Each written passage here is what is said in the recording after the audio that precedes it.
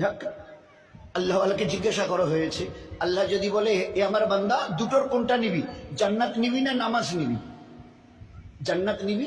আল্লাহ যদি বলে এ আমার বান্দা বলতো নামাজ নিবি না জান্নাত, জান্নাত বলে কথা। তো চোখ বন্ধ করে একবারে উত্তর দিয়েছে, কেন? আমি নামাজ নেবো। তাহলে কি বলছো, তুমি নামাজ নেবে জান্নাত ছেড়ে দিয়ে? বলে হ্যাঁ। তা জান্নাত বাদ দিয়ে তুমি নামাজ নেবে কেন? বলে জান্নাত পাওয়াটা আমার নিজের দিলকে খুশি করবার জন্যে, আর নামাজ পড়াটা আমার আল্লাহকে খুশি করবার জন্য, আমার আল্লাহ খুশি হবে। তো আমার নামাজ আল্লাহকে খুশি করবার জন্য। আবার আল্লাহ যদি আমার আমালে ইবাদতে খুশ হয় না, তো এরকম লক্ষ কোটি জান্নাত আমার পায়ের নিচে আল্লাহ ফেলে দেবে। একটা দুইটা পাঁচটা 10টা কেন? উত্তরে দিয়েছে আমার জান্নাতের মানে ওই জান্নাতের দরকার নেই, আমার আল্লাহর দরকার। নামাজ আমার আল্লাহকে খুশ করবার জন্য আল্লাহ দিয়েছে। আমি যখন, নবীজি কি বলেছিল, তুমি যখন সেজদায় যাও, চাই পুরুষ হও আর মেয়ে ছেলে, তুমি যখন সেজদায় যাও, তুমি জানো কি কোথায় সেজদা করছো? আল্লাহর রহমতের দু পায়ের মাঝখানে তুমি সেজদা করছো। আল্লাহর রহমতের দু পায়ের মাঝখানে তুমি সেজদা করছো। তো এই নামাজের মূল্যবোধ, তোমার আল্লাহ তোমার এত কাছে কখনো আসেন না যত কাছে তোমার নামাজের সময় তোমার সেজদার আল্লাহ কাছে চলে আসে। ফের আল্লাহ এবারে আওয়াজ লাগান, ইয়াস্তাইনু, এ আমার বান্দা, এ আমার বান্দি, কি তোর চাবার আছে বল? দুনিয়ায় কি চাস, আখিরাতে কি চাস? নামাজ তুই পড়েছিস, আমার কাছে চা, আমি ওয়াদা করছে দেব। ইয়াস্তাইনু বিসসাবরে ওয়াস সালাম, যা কিছু তোর নেবার আছে নামাজের দ্বারা, নামাজ থেকে সালাম পড়ি আমার কাছে হাত তোল, যা চাইবি আমি আল্লাহ তোর চাহিদা পূরণ করব। ও মেয়ে ছেলে বলেছে, আল্লাহ নামাজ 2 রাকাত পড়েছি, ঘরে যে খাবার নেই, তো রান্নাঘরের জাতাটা আপনা আপনি ঘুরছিল আর ওর থেকে সমানে আটা বার হচ্ছে।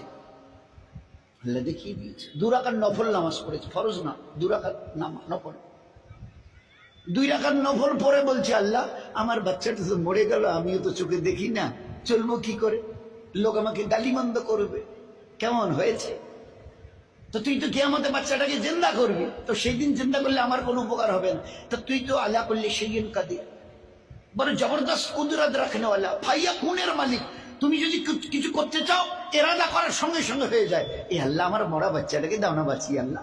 তো ওই সাহাবিয়া রাদিয়াল্লাহু আনহা, খোদার কসম, দোয়া শেষ হবার আগে তার মরা বাচ্চা উঠে বসে গেছে। এ ছিল নামাজ। ওলামায়ে কেরাম, আমাদের ওলামা হযরতদের আল্লাহ জাযা খায়ের দিক, একদম এত সহজভাবে বুঝিয়েছেন হাদিসে পাকের দলিল দিয়ে। একজন পুরুষ অথবা মেয়ে ছেলে পেশাব অথবা পায়খানা করেছে, কোন রকম কুলুক নিয়েছে, পানি তালাশ করছে, পানি খুঁজছে, পাক হতে হবে ভালো করে। তো পানি খুঁজতে গিয়ে পানি তালাশ করছে করছে করছে, দেখে যে আর নামাজের 2-3 মিনিট টাইম বাঁচিয়েছে, নয়তো কাজা হয়ে যাবে। শরীয়ত কি বলছে বলেন না? শরীয়ত কি বলছে? ও পুরুষ, ও মেয়ে ছেলে, ঈমানওয়ালা ওয়ালি, মাটি থেকে একটা মাটির ঢেলা জমিন থেকে তুলে নাও, তায়াম্মুম করে নিয়ে ওই অবস্থায় নামাজে দাঁড়াও, আমি আল্লাহ কবুল করে নেব, কিন্তু খবরদার কাজা করিও না, কাজার শব্দ মুখে আনিও না। আজ তো ছেড়ে দিয়ে বসে আছি। কাজা বলা হয় ওয়াক্তের নামাজকে ওয়াক্তে না পড়ে একটু দেরিতে পড়া, একটু দেরিতে পড়া। আজকের বোধ হয় 3টা ওই 32 কি 35 36 ওই দিকে জোহর শেষ হয়, আসর শুরু হয়। তো 35 পর্যন্ত পড়লে জোহরের নামাজটা ও হিসেবে পড়া যেত। এবারে 3টা 36 আর পড়া যাবে না, 1 মিনিট পার হয়ে গেছে, কাজা পড়তে হবে। দয়ার নবী বলছেন, আমার উম্মত আর পুরুষ আর মা বোন, ভালো করে কান খুলে শুনে নাও, আমি দয়ার নবী, রাহমাতুল লিল আলামিন, রাহমাতুল লিল আলামিন, দয়া, আমি দয়ার নবী। কতটা দেরি করলে? বলে 1 মিনিট। পড়েছে? বলে হ্যাঁ, কাজা আদায় করে দিয়েছি। পড়িনি? না, ওরকম নয়, পড়িনি, না না, কাজা আদায় করে দিয়েছি। তা বলে 1 মিনিট দেরি করার রেজাল্টটা বলবো?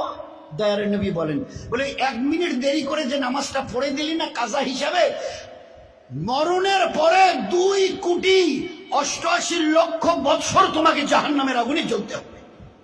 আচ্ছা, এই নবীর হাদিসটা শোনার পরে কারো হিম্মতে কুলোবে জীবনে নামাজ কাজা করা? বলুন, কুলাবে? স্বামী স্ত্রী মিলেছে, সবাই জানি স্বামী স্ত্রী মিললে গোসল ফরজ হয়।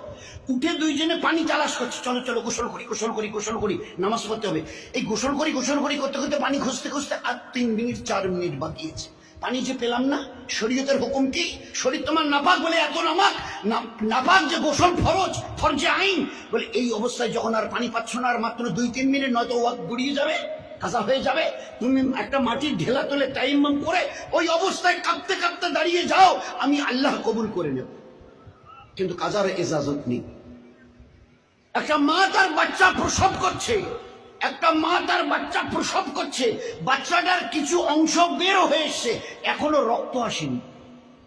শরীয়তের হুকুম, তোমরা যারা তার পাশে আছো তারা ওই ছেলেটাকে বলো যে বাচ্চা প্রসব করছে আর বাচ্চার কিছু অংশ বের হয়ে এসছে, ওই অবস্থায় চোখের ইশারায় সে যেন, ও তো দাঁড়াতে আর পারবে না, বাচ্চা কিছুটা বেরিয়ে এসছে, ও রুকু ও সেজদা করতেও পারবে না, ওকে বলো ওই অবস্থায় চোখের ইশারায় যেন নামাজ আদায় করে, কাজা যেন না করে। আমি আল্লাহ কবুল করি না। ওই শোয়া অবস্থায় এখনো খুন আসেনি, এই অবস্থায় তার জন্য নামাজ পড়া ফরজ। এসব ভাবা যায়। দুনিয়ার থেকে চলে যাচ্ছেন দয়ার নবী সাল্লাল্লাহু আলাইহি ওয়াসাল্লাম। আজরাইল রূহ মুবারকের উপরে হাত দিয়েছে। মা আয়েশা বলছেন ওই সময় দেখলাম আল্লাহর নবীর ঠোঁট নড়ছে, তো আমি কানটাকে নবীজির মুখের কাছে নিয়ে গেলাম, নিশ্চয়ই কিছু বিড়বিড় করছে যখন তো বোধহয় বলছে। আমি আমার কানটাকে নবীজির মুখের কাছে নিয়ে গেলাম, তো দুটো কথা বলেছে, তার মধ্যে একটা হলো এই, সালাত সালাত সালাত। এ আমার উম্মত, আমি দুনিয়া থেকে চলে যাচ্ছি, তোমাদের জন্য রেখে যাচ্ছি, নামাজ ছাড়িও না, ইয়া রফিকুল আলা বলে দুনিয়া থেকে চলে। জীবনের শেষ মুহূর্তে এ আমার উম্মত, আমি চলে যাচ্ছি, তোমাদের জন্য রেখে যাচ্ছি, এ নামাজকে কখনো ছাড়িও না। সেই নামাজের অবস্থা কি বল? এই জন্য সবাই আমরা নিয়ত করি, আমাদের পুরো বাড়ির, পুরো টাড়ির, পুরো সমাজ আর জামাতের 10 বছরের উপরে পুরুষ এবং মা বোন যারা আছে 10-এর উপরে, আমরা যেন এক ওয়াক্তের নামাজ দোস্ত কাজা না করি। চেষ্টা করতে পারবো ইনশাল্লাহ ভাই? চেষ্টা করা যাবে?